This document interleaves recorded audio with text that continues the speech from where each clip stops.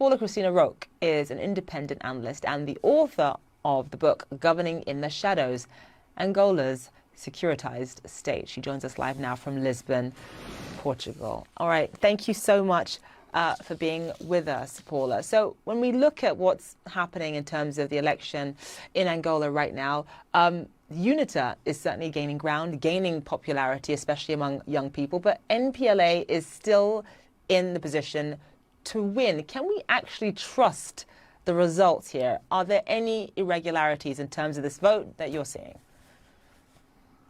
Well, in my opinion, these were the most opaque elections that Angola's had. They're the fifth elections, and these are also the existential elections for Angola, the most that the MPLA has to lose. They have misgoverned the country, like you said in your report, for 5 decades, and the population want more. So if these were truly free, fair and transparent elections, UNITA would win. They established a very credible, broad opposition that included civil society and the middle classes, other political forces, and everyone wants change. So the reality is that we've had several irregularities before the polling. So when fraud is committed, it's committed before voting, during voting, and then in the tallying process. We're currently at the tallying process, and the law was changed in Angola so that it would remove key accountability and transparency steps, some of which were you wouldn't have counting at the provincial or the municipal levels, only at the national level. So all the ballot boxes from the 18 provinces and the 13,000 polling stations were sent and transported to Luanda, the capital, with companies that were directly tied to the presidency and to the military. And the opposition and civil society have very little access to the centralized way of counting those votes. So in reality, the MPLA could have determined whatever vote, whatever result it wanted. I see. I see. So in the past, elections in Angola have been contested. How likely is it to happen this time? I mean, based on what we're seeing on paper, MPLA is likely to win in terms of the official results that are put out there. How likely is it that UNITA is going to contest this? And will we see unrest, especially given that it is much closer, this election is much closer in terms of the results than what we've seen in the past? So UNITA and this broad coalition of civil society activists are doing currently a parallel count so that they can juxtapose the results that the National Electoral Commission, that is controlled by the MPLA, is putting out, and also the results that they are slowly counting through the result sheets of that their delegates were able to get copies of. So that's a slow process. Once they have the parallel count, they'll be able to dispute in a credible way the results that the Electoral Commission has come out with. Now, there's tension. This was a very tense, a very toxic campaign.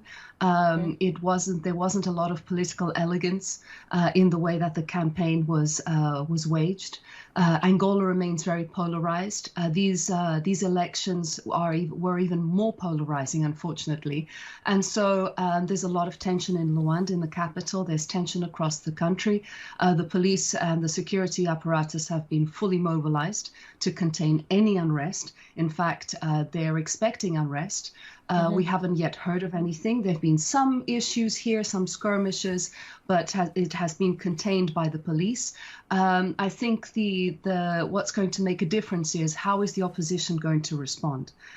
So we're waiting to hear from the leader of UNITA, Alberto Costa Jr., and let's see what he says. I don't think he'll have the parallel count results today, probably tomorrow. And when he releases those, will we have spontaneous protests, even if UNITA tries and appease the situation?